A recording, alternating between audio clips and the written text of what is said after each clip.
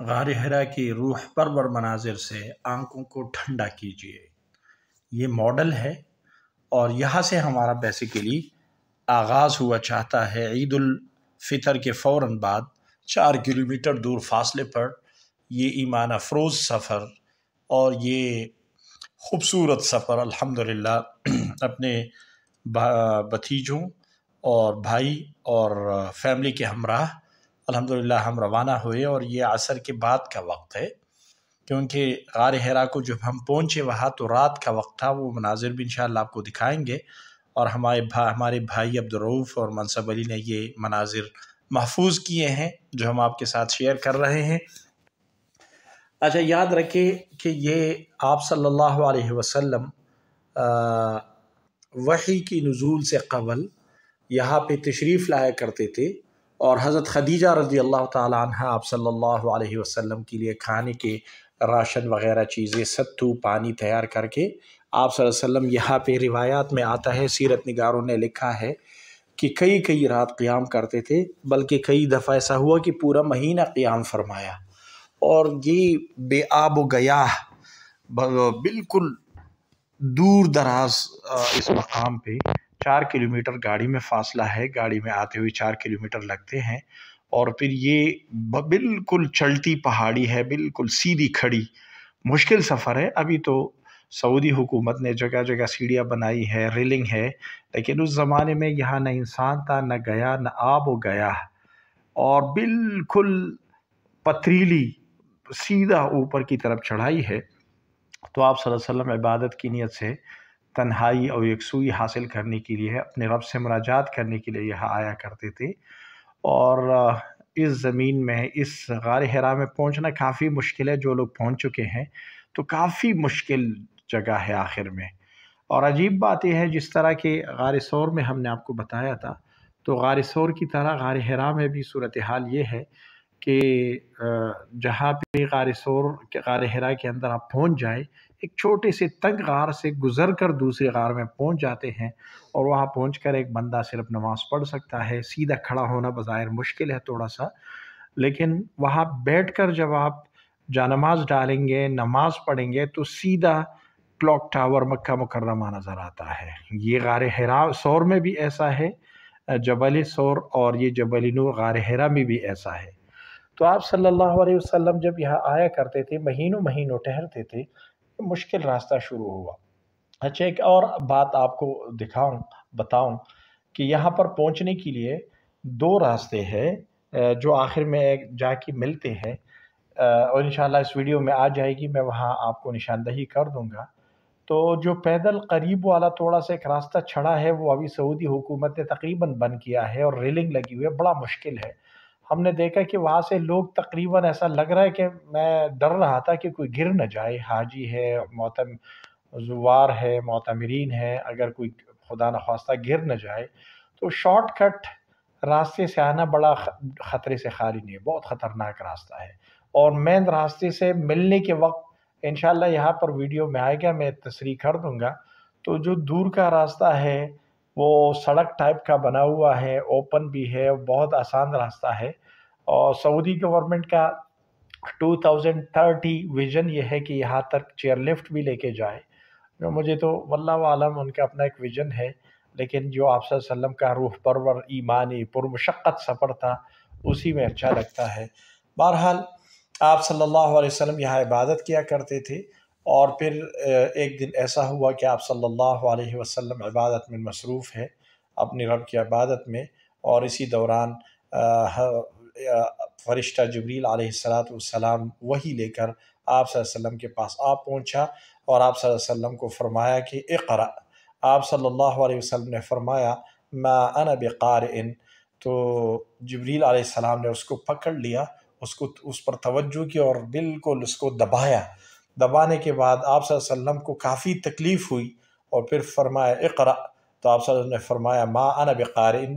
بیچ میں راستہ بتاؤں کہ وہ جو مشکل راستہ ہے، لوگ یہاں سے چڑھ رہے ہیں، یہ وہ مشکل راستہ ہے، شارٹ کٹ پیدل یہاں سے لوگ چڑھ رہے ہیں، اور یہاں پہ ایک جگہ پہ ابھی آ جائے گا، یہ لوگ کراس کر کے مین راستے کی طرف آتے ہیں۔ یہ کافی مشکل ہے، اور یہاں پہ لوگوں کے گرنے کا خدشہ ہوتا ہے، تو یہاں سے احتیاط کرنی چاہیے کہ جو مشکل راستہ ہے اور تھوڑا سا شارٹ ہے اس کو لینا نہیں چاہیے۔ بہر صورت آپ صلی اللہ علیہ وسلم نے پھر دوبارہ بھی فرمایا ما انا بقارئ، جبریل علیہ السلام نے دوبارہ اس کو پکڑ لیا ان کو اور دبایا، اور پھر تیسری مرتبہ فرمایا کہ اقرأ، آپ صلی اللہ علیہ وسلم نے فرمایا کہ ما انا بقارئ، چوتھی مرتبہ جب فرمایا اقرأ تو آپ صلی اللہ علیہ وسلم اقرأ بسم ربک الذی خلق خلق الانسان من علق اقرأ وربک الاکرم الذی علم بالقلم علم الانسان ما لم يعلم، یہ آیت آپ صلی اللہ علیہ وسلم پر نازل ہوئی، آپ صلی اللہ علیہ وسلم نے تلاوت فرمائی، اور آپ صلی اللہ علیہ وسلم کافی، چونکہ وحی کا بوجھ بہت زیادہ ہوتا تھا، وحی کا آپ صلی اللہ علیہ وسلم پر بہت پریشر ہوتا تھا، اور سخت سردی میں بھی آپ صلی اللہ علیہ وسلم کے اوپر پسینے آ جاتے تھے، تو آپ صلی اللہ علیہ وسلم پریشان بھی ہوئے، گھبرا بھی گئی، اور آپ صلی اللہ علیہ وسلم نے گھر واپس آ کر حضرت خدیجہ رضی اللہ عنہا سے فرمایا کہ زملونی زملونی، مجھے کمبل اڑاؤ مجھے کمبل اڑاؤ، اور آپ صلی اللہ علیہ وسلم گھبرا گئے تھے، تو جبریل حضرت کافی پریشان تھے، تو حضرت خدیجہ رضی اللہ عنہا نے آپ صلی اللہ علیہ وسلم کو تسلی دی اور فرمایا واللہ لا یخزیک اللہ ابدا، بخاری شریف کی روایت ہے، فرمایا کہ خدا کی قسم آپ کو اللہ تعالیٰ ذلیل نہیں کریں گے، اور کیونکہ آپ بیواؤں کے رکھوالے خیال رکھنے والے ہیں، اور مہمانوں کا بھی خیال رکھتے ہیں، مسکینوں کو اور اسی طرح سے غریبوں کو آپ کھلانے پلانے والے ہیں، انشاءاللہ آپ پریشان نہیں ہوں گے، اور کمبل اڑا دیا، اور کچھ دیر بعد جا کے حضرت خدیجہ علیہ رضی اللہ عنہا ان کو لے کر گئی اپنے کزن ورقہ ابن نوفل کے پاس، جو تورات کے عالم تھے، ان کے پاس لے کر گئی، تو انہوں نے جب آپ صلی اللہ علیہ وسلم کی باتیں سنی تو انہوں نے کہا کہ یہ تو وہی ناموس ہے جو حضرت موسیٰ علیہ السلام پر آیا تھا، اور پھر فرمایا کہ کاش کہ میں زندہ ہوتا اور لوگ آپ کو نکالتے اور میں آپ کی مدد کرتا، تو آپ صلی اللہ علیہ وسلم نے فرمایا اوا مخرجیہ، کیا مجھے لوگ نکالیں گے؟ تو ورقہ ابن نوفل نے کہا کہ ہاں، ہر ایسا پیغمبر ایسا جو یہ پیغام لے کر آیا اس کو قوم نے نکالا ہے۔ بہرحال آپ صلی اللہ علیہ وسلم کو تسلی کی باتیں کہنے کے بعد آپ صلی اللہ علیہ وسلم واپس تشریف لائے، تو یہ مختصر واقعہ یہ آپ کو ابھی حی الحراء الثقافی، جبل نور کا ثقافتی ایک یہاں پہ جبل نور سے اتر کر جگہ لگا ہوا ہے سعودی حکومت نے، جس میں پوری یہ مناظر دکھاتے ہیں، یہ روشنیاں ڈال رہے ہیں جبل نور کے اوپر، اور عیدکم سعید لکھا ہوا ہے، یہاں پورا غار حرا کے انہوں نے ماڈل رکھے ہوئے ہیں، اور پورا مکہ مکرمہ کی ہسٹری دکھاتے ہیں، مہمانوں کا اکرام کرتے ہیں، یہ جبل نور کے اوپر یہ روشنی ڈال رہے ہیں، یہ حقیقی ہے۔ اور ہم دیکھتے رہی عشاء کو، ہم واپسی ہو رہی تھی تو اس جگہ پہ انہوں نے اکرام بھی کیا، جگہ بھی دکھائی، یہ دیکھو وحی کے مقامات دکھاتے ہیں، بیت اللہ شریف دکھاتے ہیں، اور عجیب و غریب مناظر ہیں، تو یہ ان کا ایک ثقافتی میلہ وہاں ہے، اگرچہ وہاں پہ کچھ پردے کا خیال زیادہ نہیں رکھا جاتا، اور یہ قریب ایکسکلوسیو مناظر غار حرا کی یہ لوگ دکھاتے ہیں۔ بہر صورت انہوں نے غار حرا میں بھی اور باقی مقامات پر ابھی ایسے ایکسپو اور ثقافتی مراکز قائم کیے ہیں، حی حراء الثقافی کے نام سے یہ جگہ ہے، بڑی پیاری جگہ ہے، وزٹ کرنے کے قابل ہے، اور اس میں پوری غار حرا اور وحی کی تفصیلات دکھاتے ہیں، حی الثقافی حی الحراء الثقافی کے نام سے غار حرا سے اتر کر یہ موجود ہے، اور اس میں آپ قریب سے یہ مناظر دیکھ سکتے ہیں۔ تو یہ وحی کا واقعہ، پہلا واقعہ جو غار حرا میں پیش آیا، اور الحمدللہ اللہ تعالیٰ نے ہمیں توفیق دے دی، ہم یہاں پہنچ گئے، اللہ تعالیٰ ہمیں مکہ مکرمہ مدینہ منورہ بار بار سب کو لے جانے کی توفیق عطا فرمائے۔ یہ قریبی مناظر غار حرا کے وہاں پہ دکھائے جاتے ہیں، یہ بالکل دیکھو،